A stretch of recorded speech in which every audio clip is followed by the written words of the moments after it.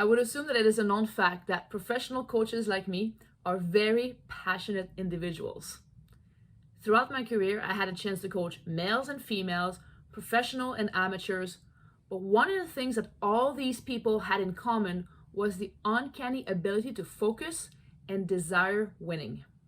During this past year, while our national and international seasons were postponed, all of my athletes returned home and I found myself kind of lost, a little bit without a purpose.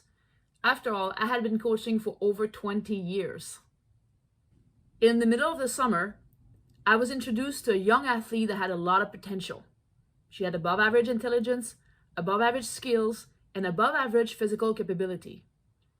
It was even thought of her that should she receive expert coaching, she could probably pierce to the professional circuit and earn money doing it. I evaluated her and liked her. I decided to take her under my wing, under one condition, that she would be really focused on her training, even though the competition was only going to remain regional. I saw potential. I knew I could take this fine specimen all the way to the top. And just like that, my mind got busy with all things coaching again. It was fantastic. Now, I knew that she had no experience whatsoever in training or competing. But it was okay, because she could jump over 24 inches, and just that was enough to convince me I should continue to invest in her. So we established a routine. She knew which day I would pick her up and got really excited. We had to wear a mask, but it didn't really seem to bother her. She was so focused on training. You could tell she was grateful to receive good coaching. She was listening to me. She was doing everything I asked her to do. I kept thinking like, wow, I need more athletes like this on my team. After a couple of sessions, I realized how good she was and how much she enjoyed training. I knew I had a champion on my hands. So I decided to double down. I told her there is no way we're doing this just for a participation medal. We are going to go all the way. We didn't have access to the training facilities every day, so I created some space in my backyard and allowed her to come and train every day, even multiple times a day. We started about mid-August, and by mid-November, I was told there was going to be a competition in November, so I registered us without telling her. And then I tripled down on the training. You see, I had it all figured out in my head. By November, the date of competition, Tegan, my super athletic Rottweiler mixed rescue, was going to become the first regional champion in the very first agility competition. As a professional coach that I am, I can tell you that my dog was going to win. So I got a hold of the 12 obstacles on the course and I learned them by memory. I went to bed rehearsing them so I can give my cues properly the day of competition. Over, tunnel, walk, over. I made sure I knew everything so well because I knew I was going to show up the day that we had to compete. And then I even tapered Tegan the week before the competition date, just like we do a real human, which means I shortened her training, I gave her more sleep, I made sure that she didn't have a buildup of lactic acid in her muscles, she would be able to perform as well as she could. And then the morning of the competition came about. I woke up and I gave Tegan the speech. Tegan, today is the day of competition, and your mom is a really good coach. She's won championships, she's coached players that have become professionals, players that have made it to the Olympics, players that came back to play from the NBA, and today she's coaching you. Together, we got to be a team. Together, we have to inspire. Together, we connect, and we can empower other people to be and do amazing things. You and I are a team, baby. I know you're going to be ready. I'm going to show up, and I know you will do your best to win. I know that we will win together. We're ready. When we arrived at the competition, she was focused. I love how she reacted because we were drawn to go last, but it did not bother her. She sat in line, waited patiently, and observed and looked the competition ahead of her. All those dogs were like faulting and slow and messing up obstacles. They were going like 45 seconds, 50 seconds. The fastest was Charlie the dog at 36, and we had already spotted him. We knew that we had to be faster than him to win. When our time came to go around, I could tell she was confident, and I was confident too. It was a little bit different for me because in a basketball game, I'm used to be on the sideline and I give direction, but I'm not participating actively into the game. When I train Tegan, I have to run the course with her. And we're in a barn, a huge barn where they used to run horses. And the course was about set up maybe like a tenth of the barn. Anyway, we set up in line, sat her down, took the leash out, had eye contact, and we got ready to go. She sat and waited for my signal. Over, walk. And as we get on the walk, she is so fast that I can hear the crowd go, ooh. And it made me feel so proud. I knew we were going to win this. She gets off the walk and I say, tunnel. She enters the tunnel full speed. And that gives me just enough time to look at the next obstacle to remember that I have to say over again so that she is on pace with the race. I'm waiting for her to get out. And suddenly, I don't see Tegan. Where'd she go?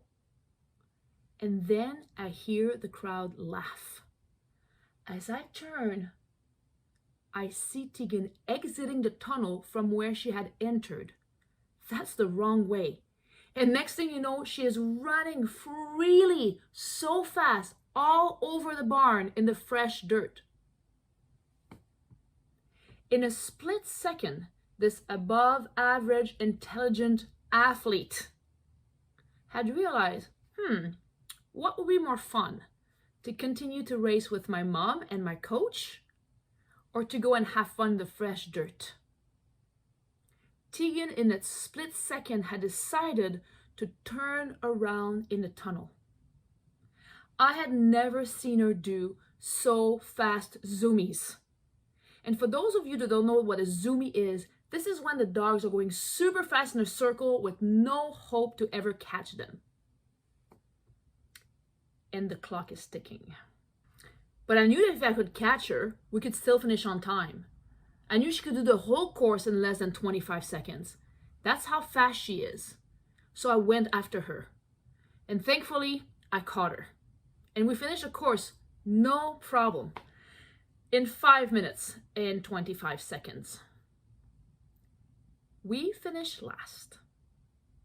But because we're great Canadians, we were given a participation medal. I, 5-time national championship coach, was given a participation medal. I was so disappointed in Tegan. I was really disappointed. We had worked so hard. I had spent so much time training her and dedicating the last 4 months to this competition. I was going to give her an earful in the car. And this is when my family noticed. Chantal, are you actually upset for real? Don't you ever look at this dog? Look at her. She's the happiest we have ever seen her. And it's true. If I actually spent the time to look at Tegan, she was smiling. She was trying to give me kisses. She was really the happiest I have ever seen her. And this is when a dog can look right through your soul and give you the speech. Mom, are you always like that? Are you the same way with your athletes? Are you all about winning? About achievements? About earning medals? Or do you sometimes stop and enjoy life and play? My career, my livelihood is about winning. As coaches, when we win, this is when we get promoted, noticed, acknowledged. This is how we keep our job. This is how we put bread on our table. If we don't win, our contracts don't get renewed. And more than that, the last 10 years of my life, I had spent researching what makes coaches successful. How do leaders become so successful? How do people achieve and change things so that they're able to win with their companies or their coaching or their teams?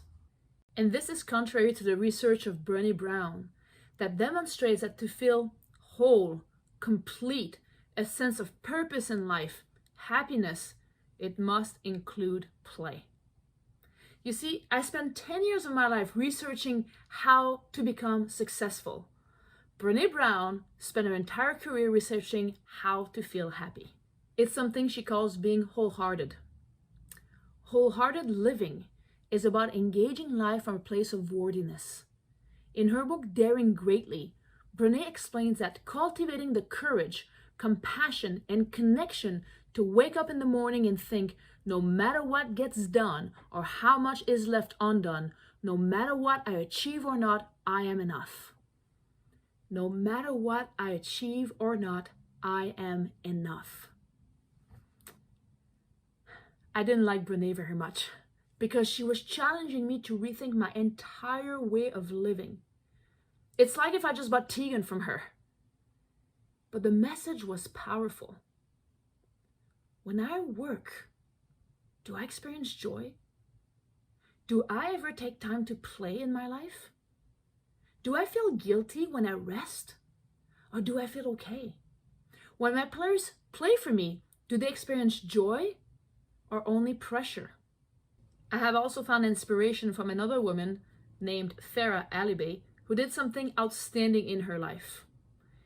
On February 18th, 2021, Farah Alibay, who grew up in a small town of Joliette in the province of Quebec, Canada, just like me, and whose father worked at the same shop as my father, and who went to the same high school as I went to, was the voice we heard from NASA landing the first ever motor robot on Mars.